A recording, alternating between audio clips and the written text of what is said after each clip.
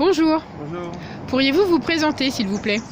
alors je suis Loïc Mangeot, directeur adjoint en charge de la connaissance et des interventions à l'Office de l'eau Martinique.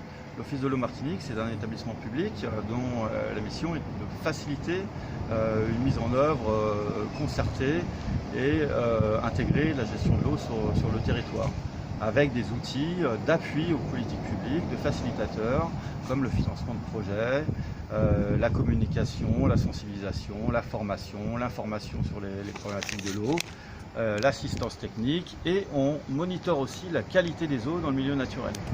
Alors justement, à partir de vos études, quel est le niveau de pollution en pesticides des eaux de rivière en Martinique?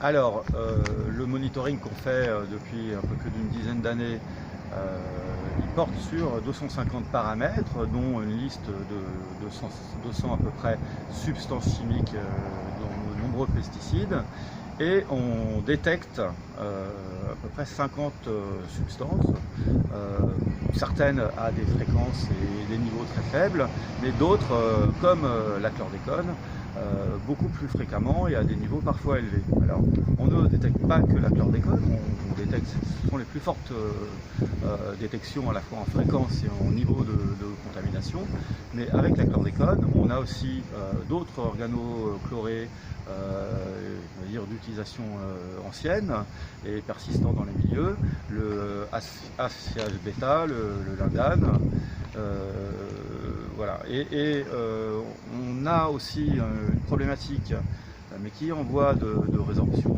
progressive, sur les fongicides post-récolte de la banane. Les produits qui ne sont pas épandus dans les champs, mais mis sur les fruits avant conditionnement pour envoi. C'est un traitement de conservation. Et comment vous travaillez avec les acteurs de la profession agricole pour limiter l'impact de leur activité sur l'environnement? Alors, lorsqu'on a affaire à certaines pollutions sur lesquelles on peut agir, alors, malheureusement sur les pollutions historiques, on a des difficultés à agir. En tout cas, c'est pas en changeant les pratiques qu'on peut faire bouger les choses. Mais sur les pollutions actuelles, avec des produits utilisés actuellement, on communique d'abord effectivement avec la profession sur la problématique, sur ce qu'on observe, sur les niveaux de contamination. On essaye aussi de comprendre d'où vient plus précisément cette pollution, comment elle transite. Ce sont des études qu'on fait en partenariat avec eux, de l'expertise, et puis on déploie des outils à la fois de financement, de conseils, de formation pour faire évoluer les pratiques. Alors évidemment, nous on est en soutien d'autres acteurs, les instituts techniques agronomiques, la DAF, l'INRA, etc., qui eux ont beaucoup plus d'expertise là-dessus. Mais on travaille en réseau.